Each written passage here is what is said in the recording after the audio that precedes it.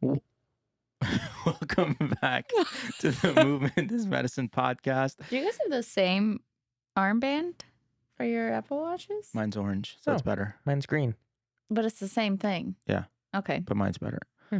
Welcome back to the Movement is Medicine podcast. Not a very good color, orange. Here with Dr. Megan Weezer and Dr. Corey. I'm going to interrupt everything on this podcast today. How? Today? That's fair. That's fair. Most days, but particularly today. Your spongy thing on your microphone is coming off. What's that spongy thing called? Foam. Why not call it a spongy thing? It's called foam. There's no name for the, like, what it is. It's called a foam cover. Spongy thing is cooler. I like spongy thing. A foam cover. Oh, Lordy. When's that official first day of summer? It already happened. I know, but like, what is it? It's like June 22nd 20-something? or something like Yeah. that. so Is it what- always the 22nd? I don't know. I feel It's the like- summer solstice. Yeah, I think it is like 21st, Is it on the 22nd. calendar? Should be. Last two episodes we talked about. Jim was on when Corey was on the cruise, and we talked about kind of getting past this what if aspect, like you stuck into a mental loop, and it's hard to move past it.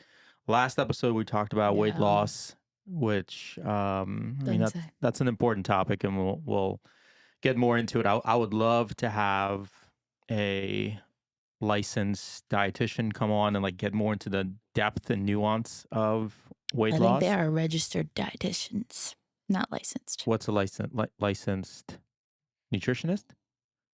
I There's a just think it's a license- registered dietitian. There's It's license too. I know there's Is there? clinical, yeah, Okay. clinical specialists that focus on weight loss. Summertime is challenging. It's good, but it's also challenging because it breaks routines for a lot of people. It kind of, it's the etch a sketch. It shuffles people up a bit. Kids are away from school. I mean, it's just a different, unique season. You can make a case for each season being unique. Winter with the holidays, springtime with, I guess, also holidays, but not like the winter time. But summer is a unique element. So I thought it would be good to talk about on this episode how to deal and embrace, but not let summer detract from behavior, because it can be a very challenging for a lot of people, because most people are very much behavior, schedule, routine oriented. Even if they think they're not, they really are. And as soon as there's a little crack in that routine, it can become a gigantic chasm for many people. And a lot of time, like we've talked about, a lot of aspects of what can derail training and health, but the big umbrella where it falls underneath is, the one element that we need to address, and that's the human element. Humans are the worst. Just the absolute worst. Yeah. People are terrible. I literally texted you yesterday. I hate it here. Yeah. She meant Earth. I meant Earth. Okay. Yeah. She already quit 3 times before that. Yeah. It's a slow day. It's a mood. Yeah. It's a slow day. But in semi-seriousness, people are their worst own enemy. Like, we are constantly making lives harder for ourselves, sometimes in spite of our best interests. Sometimes it's part of What? What? You're saying a lot of words. Be more specific with your what. What do you mean? We as humans like? make life harder for ourselves in a lot of instances. Do you mean like self-sabotage? Self-sabotage, exactly. Sometimes it's involuntary, sometimes it's subconscious, but sometimes it isn't. Sometimes there's a sense of control in that sabotage. When there's seemingly no control, and we kind of talked a little bit about this with pain. Sometimes when everything else is out of control, but the pain is the one thing you can control, you build this unhealthy relationship where you don't want it, but it's also something that is incredibly consistent and common in your life. Self-sabotage in a lot of ways is similar to that. Sometimes people feel like life around them is starting to get out of their control. So one thing they can do is create and sabotage a situation to gain some sense of control, even though it's negative. The situation isn't a positive one, but it is a controlled one. So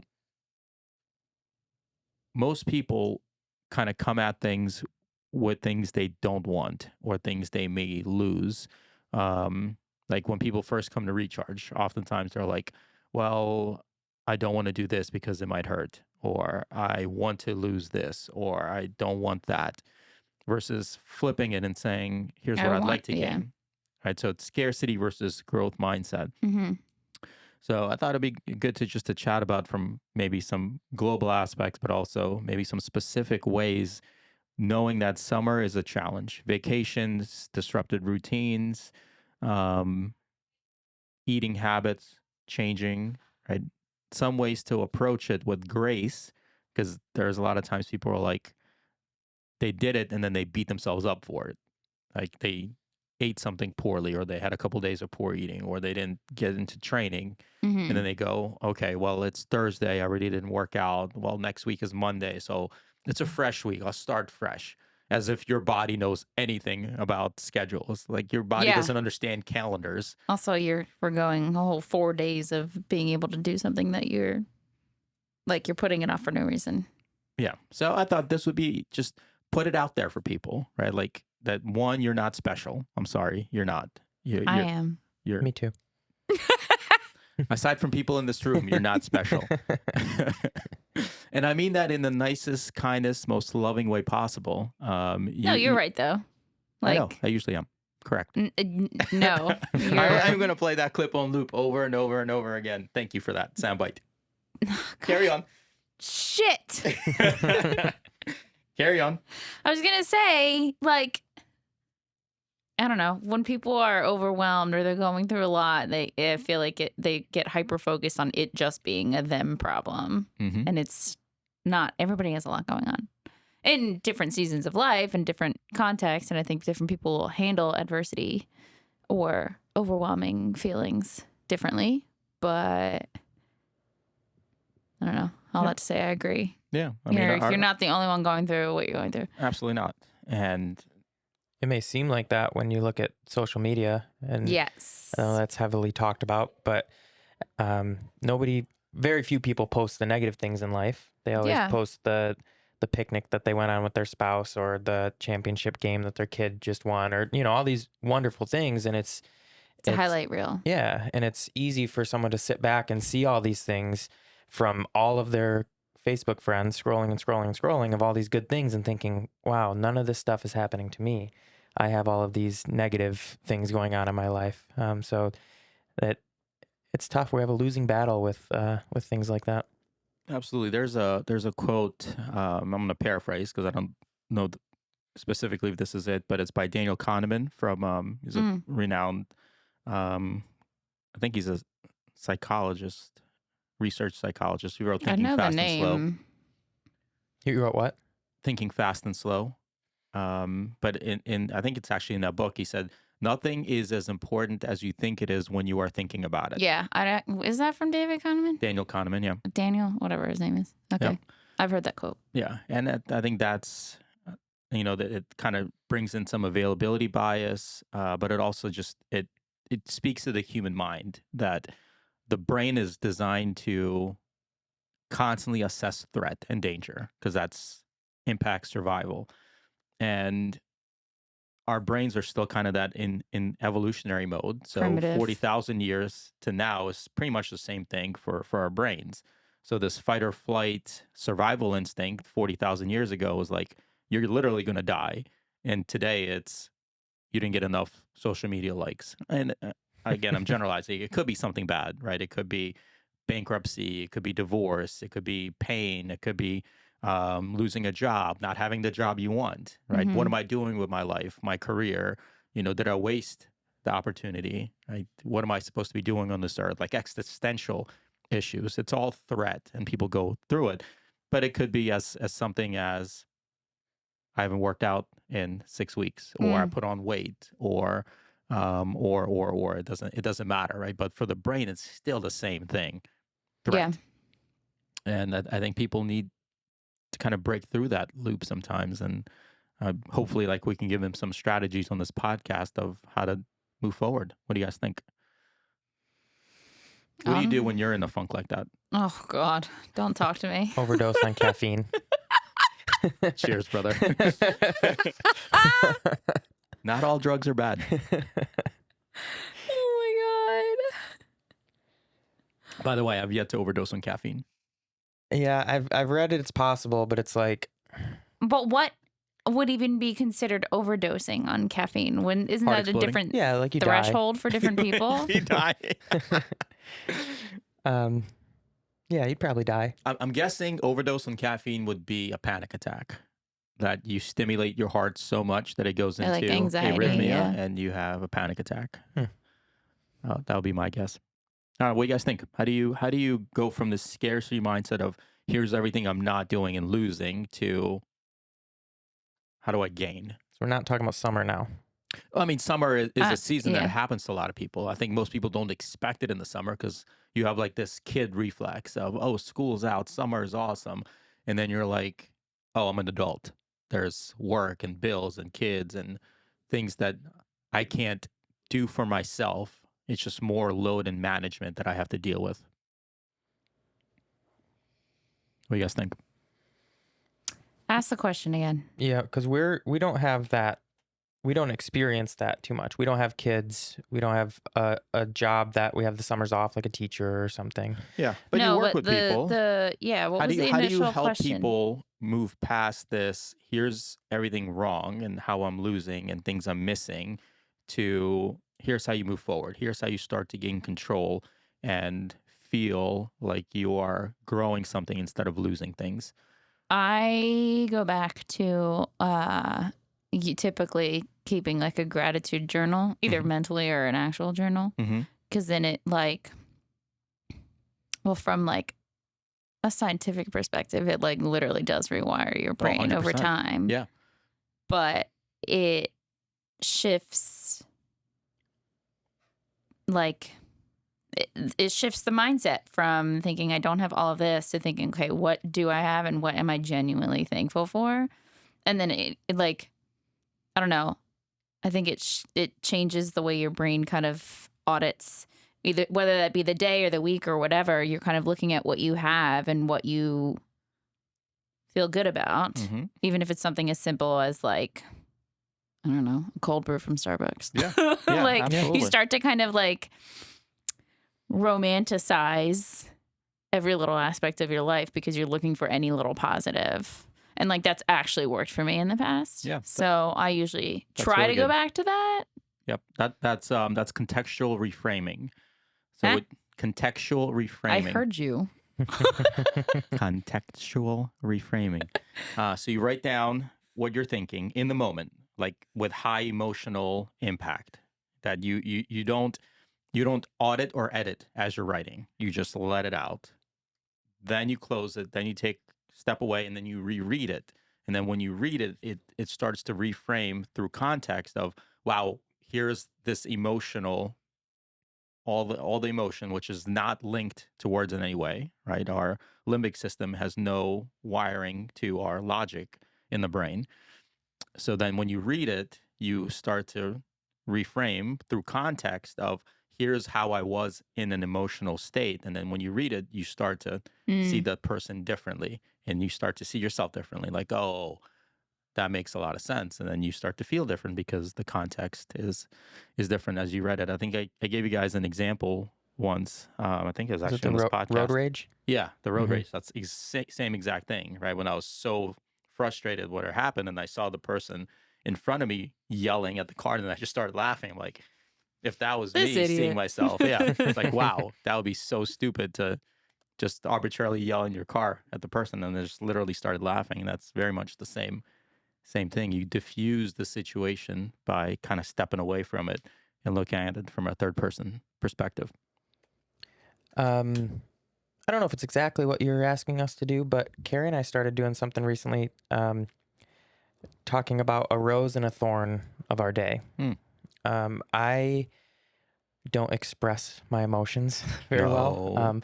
I'm always like people think I'm always positive and happy, and I am. Yeah. But A lot of times. But not Yeah. genuinely. sometimes not genuinely. That's Yeah. what I mean. Yeah. Yeah. But sometimes, sometimes I have other emotions that I'd rather not say anything about. Yep. You know, it's just Sure. so Unpleasant emotions. and sometimes people are the opposite too, where they hyper focus on the negative things. So a little activity that Carrie and I have just recently started, like in the past 2 weeks, we each say one good thing and one bad thing that happened in the day, because historically I don't mention any bad things that would happen to me. In my mind, it's in the past, or like if I don't think about it, it doesn't matter. Where I know that I need to express those things. So that's one thing that we started doing recently, and it's kind of nice. It stimulates conversation that otherwise I would avoid. Yeah. And you get to hear about someone else's day too. That's a slippery slope, though, I think, the thorn side of that. For you, I think it works. Yeah. But like I literally do the exact opposite. Like I search for at least 3 roses in my roses? day. Yeah. Because I can get hung up on the negatives of things. But I also have no problem expressing my emotions. Sure. That is true. Fact. Which is good. I feel like we should edit a bunch of Megan screams like back to back in this right now. Yeah. Yeah. Screams? Yeah. Your noises. Yeah, your noises. Get me crying, get me screaming, get me happy. Yeah. And you yelling different body parts. I think sometimes mentioning the thorns can probably reframe it, like Jean was saying, like Right, like it's probably not as bad as we initially thought it was. like if I have a thorn and I don't say anything about it, maybe it festers, and then I say it at the end of the day, and I'm like, well, I guess it really wasn't that bad. Sometimes, Yeah. Or it turns into you looking for a thorn in the day. could be. You know, But and then your it's day's like, pretty good if you're looking for a thorn, though. So. No, I agree. I'm just saying Yeah. that exercise Yeah. may not be for everybody. Disclaimer: I am not a licensed psychologist. None of us are. So No. You are a therapist, though. different kind. Yeah. It's But like that's what I'm saying therapist. about like the gratitude thing. Like I'm not like if I think about it either at the beginning of the day or the end of the day, like I'm literally looking for, okay, what were the good things or semi-good things that happened during this day? Whereas if I were to do the rose and the thorn thing, if I had a decently good day and I was searching for a thorn, you know what I mean? Mhm. Like it kind of changes the way the brain works. Whereas if I'm like, I know I'm going through a rough time, if I'm just searching for the good stuff, like my brain over time will like gravitate toward that. You could probably simplify it then and say, "Did I have a thorn?" And if you Right, can't think of yeah. one right then good. I have Yeah. three roses today. I'm also not High-five somebody me. to shy away from the thorns, though, and you are. Yeah. So that's probably why that's works for you. I have a duffel Do you bag full shy of away thorns. from it, or do you shy away from expressing it? Like, do you like when you experience it? Do you compartmentalize and move on from it, or do you process it and just like I don't want to like Yeah, like necessarily is it an express avoidance thing, or are you actually processing it? Yes. it? I'll avoid confrontation if at all possible. Within yourself. I mean, like internally, do you process it and go, "Here's what I'm feeling," and then kind of work through it and then move on? I'm not saying like with other people. I don't know if my way of working through it is actually working through it. It's more of, yeah. okay, this happened, time to move on. Yeah. And I don't know if moving on is really working through it. Got it. Yeah. I'm the Got it. opposite. I dwell and I ruminate and I Yeah. try to like work through it. Well, I And say then I'm- it gets to the point where I'm like, Megan, move the fuck on. You're a Yeah. you're a simmerer. You let it simmer. I simmer, but I also like try to figure out every possible scenario. Mm-hmm. That's true. I You think do. I move on through avoiding, and that's different than truly moving on. Yeah. I Yeah. lean right fucking into it. Yeah, you guys are literally on the So- opposite. Yeah. Sometimes too much though. Yeah. I'm like trying to find the balance of leaning into it and like figuring it out and being like, all right, cool. And not even like avoiding it, but like being like, all right, it is what it is, Mhm. and moving on instead of like boiling in it for Yeah. forever. Well, you both can create the same scenarios. If you let it simmer too much, it can boil over. Yeah. And Mhm. if you keep putting it in but stepping away, same thing. It can Yep. boil over Yeah. eventually. I think I'm in between the two of you. Is I let it process a little bit until I'm ready to address it. But my addressing it is usually internally. Like I don't express outwardly Oh no, I because talk to everybody. yeah, for a lot of reasons. Like for me, the big thing is one, I've created that for myself. Right. I think I told you guys like my net system is I live the day and then at the end of the day or sometime towards the end of the day I process and go net positive, net negative, and very similar Rose and a rose and thorn, thorn. kind of. Yeah. Yeah. Here are the things that happened that move whatever I'm trying to accomplish forward, or here's some things that have been a detriment. Mm-hmm. And then that's it. The day's over and then start over again. So I Yeah. don't usually hold on to things. The hardest thing for me, and this might be an excuse, but even with Jamie, my wife at home, like I have a hard time feeling like one, I'm putting something on another person when they're already going through something. And, like everyone's going through hardships. We talked about this. This Mhm. is Mm-hmm. kind of the basis for this podcast. So for me, like putting it on somebody else, that's against my character type. Like Mm. I feel like most of my day I'm working with people and helping them through situations, and that I feel like that's I'm pretty good at that, and I've trained myself to do that. So it's hard for me to like then go against that of saying, "Here's my stuff on top of your Why stuff." would that be going against it though?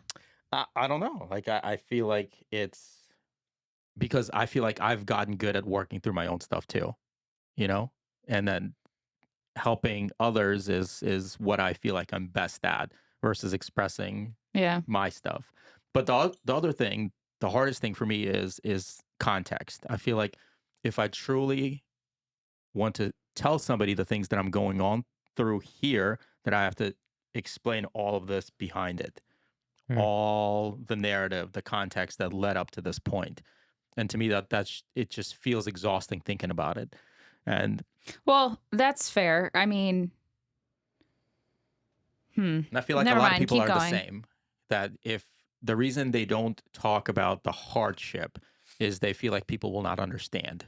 Yeah, Like you they need don't every little detail to understand get it. Yeah. why I'm feeling this way. And like most people want to help and they want to be kind and they want to be supportive, and they'll speak in platitudes like you'll be fine, you'll get over it. That's called toxic positivity. Ye- Is like you'll hmm always be like so positive because you feel like being positive will help the person through it. But But sometimes it's okay to sit in the suck. exactly, and Mhm. sometimes it's okay to say, "Tell me more." Like that sounds tough, and like That's most, shitty. Let's talk yeah, through it. and Yeah. that's one of the biggest things I've learned, and actually learned that through a lot of years of marriage is most people don't want a solution, at least not in the moment. Like if they open up to you and share with you, they want to be heard and want to feel like you're listening, but not necessarily offering them a solution. Thank you, Jamie.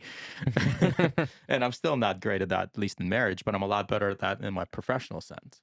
Right? It is helping people just like, okay, like, is this something you want to share and express, or is this something you want to kind of brainstorm and work through a solution with? And I think a lot of times people, one, they don't realize which they want. Like, so Yeah. even being asked that question, they're like, "Oh, that's okay." And I think Yeah. I've that's been on why, that end where I've like brought something up and been like, I don't actually know if I need you to fix this, but I need you to know this is how I felt. yeah. And there's a lot of relieving power in that, and when that happens, honestly, my first answer is okay. Let's chat about it. But right after that is, do you have a therapist, counselor, a psychologist, psychiatrist? Like, do you have a mental health professional that is there to kind of guide you to the next steps? Because that's like, yeah, you joked about that you're not a licensed therapist, but that's so important, right? That I know we've gone so far over the last several years about mental health and breaking through those taboos. Um, but ultimately, that's where you have to be, right? Like you have to have a therapist in your corner, just like you need to have a physical therapist For your physical here body. for the physical and the mental Sure. secondary benefits. But the primary approach to mental health, you got to have somebody there. Like you can't hope and wish that it'll ultimately the ship will be righted, especially if you have historical challenges that you haven't been able to move through, right? So these ruts, when they become cyclical and seasonal or consistent, you got to work through that with somebody. Any other thoughts, strategies to I help feel like people? we really derailed on this podcast a little bit.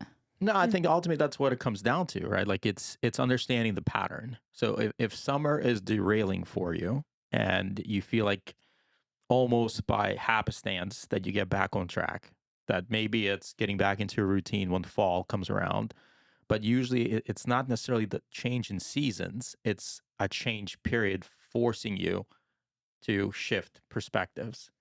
So people will gravitate to, well, summer was hard because of excuse, kids out of school, excuse, vacations, excuse, we weren't at home as much. Like th- those reasons are not reasons. Mm-hmm. And then when fall comes around, they're like, okay, now I'll get back on track because kids are back in school, this and that. And those, sure, those will contribute to it.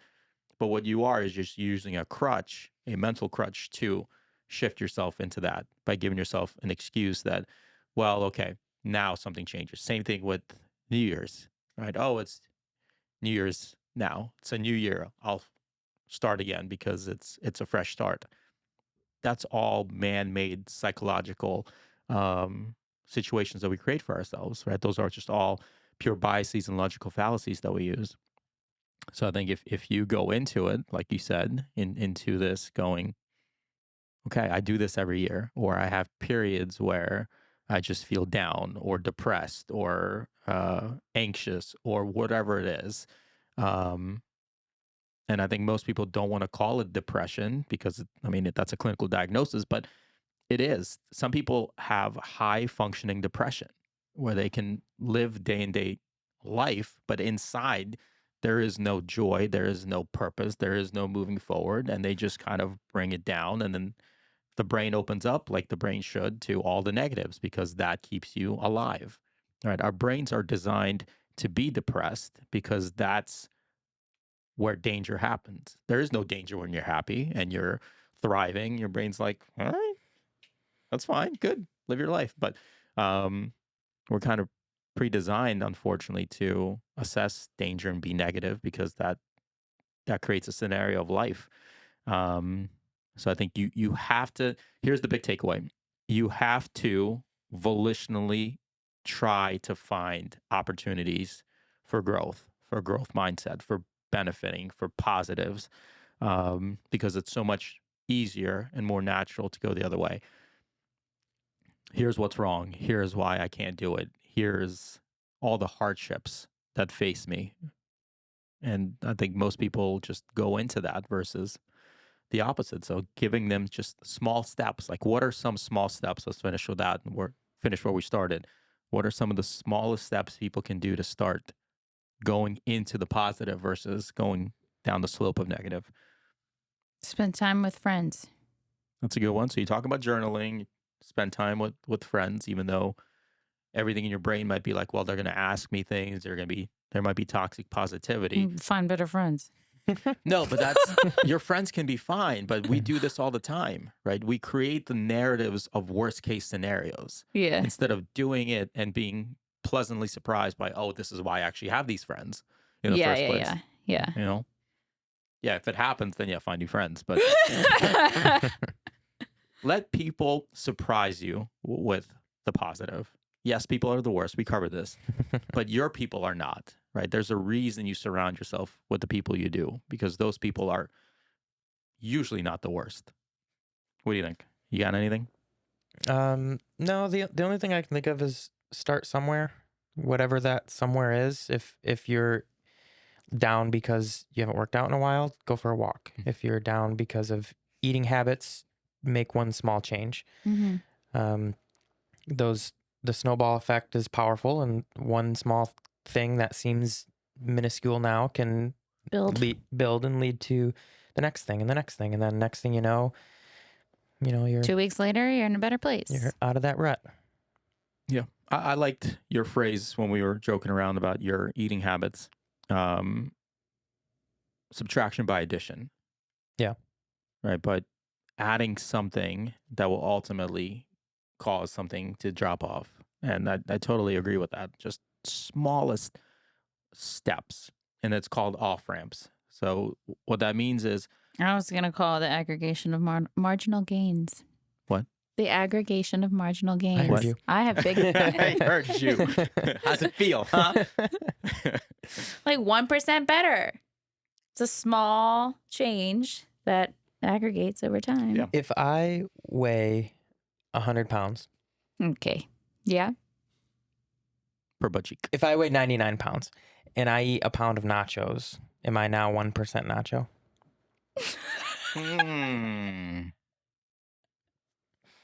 I mean, technically, you have to I be. feel like it, yeah. Yeah. Mass is transferable. Hmm. This is pre-poop. Immediately, like nachos in, weigh yourself. Yeah, it's got to be. Yeah. Oh no. Well, I have work to do. Experiment time. We'll get back to you. Leave a comment below. Will you weigh 1 pound heavier? Off ramps. Let's finish with that. So most people will ask the question of how do you say yes, or how do you get somebody to do something, which is not the right way to go about it, because what you're biasing yourself with how you would go about that. So if you want to get somebody to work out, you ask the question, how do you get them to work out? And then you put yourself in that situation and you bias that question by how would you do it to yourself. The best way to do it is flip that and say, why would somebody say no to working out? And you create a list of reasons that they would say no. And then you create what's called off ramps. So each no is an off ramp. They don't have time. Okay, here's how you make time. They feel Have scared. back pain. They have back pain, all the things. They feel self-conscious. And then you create these off ramps to address those no's instead of forcing them into a yes that you create. And I think this is the same thing that you can do for yourself. And I think writing it down is probably the best way to go about it. I feel sad all the time, or I feel like I don't have energy or motivation, or I don't have a plan in place. And then you create, okay, here's a way to do it. I will walk for 30 minutes 3 times a day. And then you put it on the calendar, the 3 days you're going to walk, and it's there. Right. And I feel lonely. I will call 2 friends and make plans. Right. And you create a process. So you're not beholding to situations. You have a plan in place, and that becomes a step, right? You put the first step is not doing it. The first step is creating a plan for it, that it's on the book, and there's an accountability to it. I think that's why this place works so well, is because of accountability more than anything. Right? And we tell people that, and it makes it easy for like the good habits to be put in place. You know what I mean? Like, Yeah. we're wired to do what's convenient and Absolutely. what's easy. well, we know the number one reason people will not do something is because they don't want to. Right? They don't want I to don't do feel it. like it. Yeah. So if they have accountability to place or people, and then the second reason they don't want to do something is they don't know what to do, thinking about it. So Yeah, we try to take all those on Off ramps. off ramps. Yep.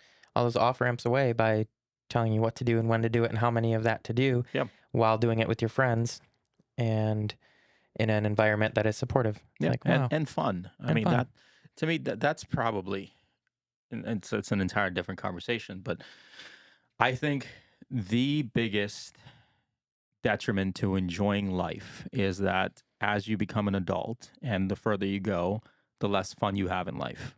And that's You think that's the biggest what? detriment to having a fulfilling life, is that you have less and less fun the more and more you get older or specialize or do anything. That everything we do seemingly just sucks the joy out of it. What the fuck? Not here, just in life. Yeah. Oh, it's the opposite here. Yeah. I mean, on purpose, right? I've been very, very protective of that this place above anything else should be fun and enjoyable, and there should be Yeah, sometimes a little too much. no such thing, but there should be an aura of joy that you can play, and that there's so much research on play, right? That we are designed to play, and when we have that or have a place for that, all health markers are better. Mental health is better. Physical health is better. Creativity is higher. Everything is better when you have an opportunity to play and have some joy in life. Um, and then purpose. Like, what is the purpose of your existence? It's just there's a lot of really cool science fields that are emerging. I mean, purpose isn't really emerging, but I was gonna um, say, I think I said this before. The quote that I read in the research study or a book, it was like the purpose to life is having purpose in life, and that to me was just yeah. amazing because that's Well, absolutely that's true. like a not a marker, but like when you look at, Like a pen, a pencil, oh my God. Sharpie. Okay, and now I hate it here, like physically here. But you hate it with joy. Um, it's not. I don't want to say predisposition, but like having a sense of purpose is on like the list of things, like with aging and stuff, like early mortality, Yeah. essentially. Yeah, absolutely. So that's a lot. We hit you with a lot of things, but hopefully you see one, you're not alone. This happens to a lot of people. So if you feel like you're in a rut or you're coming up with I'll work out next week or I'll eat a little bit healthier next week, just start today. Go for a walk, eat something that you think is healthy, vegetable except for cauliflower, fruit, whatever it is. Just start positive and go from there. So let us know what you think. Leave a comment below if this kind of struck a chord, if this makes sense. And we'll be happy to respond and help you out. So thanks for listening. I'll catch you again on the next episode of Movement is Medicine podcast.